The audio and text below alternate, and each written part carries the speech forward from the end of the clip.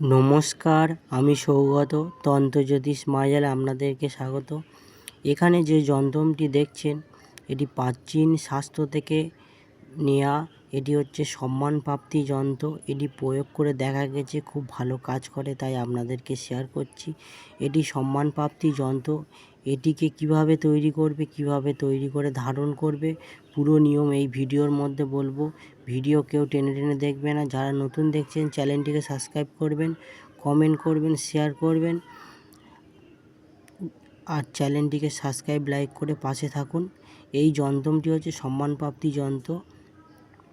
এটি তৈরি করতে গেলে যে কোনো শনি মঙ্গলবার বা অমাবস্যায় তৈরি করতে হবে।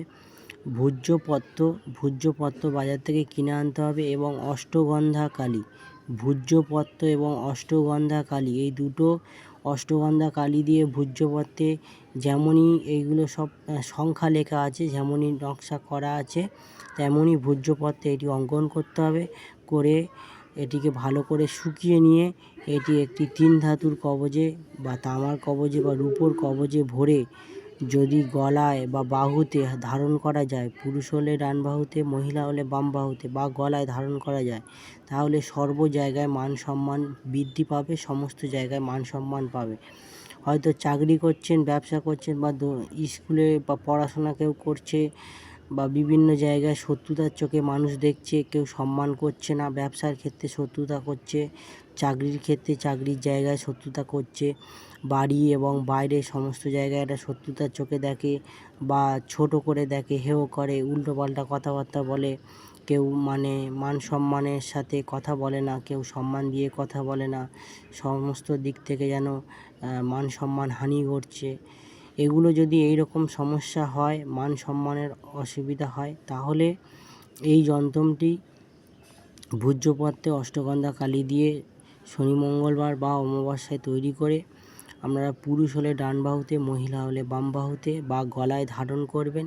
তবে যেদিনকে এই যন্ত্রটি ধারণ করবেন, যেদিনকে এই যন্ত্রটি তৈরি করবেন, অবশ্যই করে সেই দিনকে অবশ্যই নিরামিষই খেতে হবে এবং কবচ কমপ্লিট হয়ে গেলে যখন যন্ত্রটি শুকিয়ে যাবে একটি কবচে ভরবেন, তখন দুধ গঙ্গা জল দিয়ে কিছুক্ষণ ডুবিয়ে রেখে এটিকে ধারণ করবেন।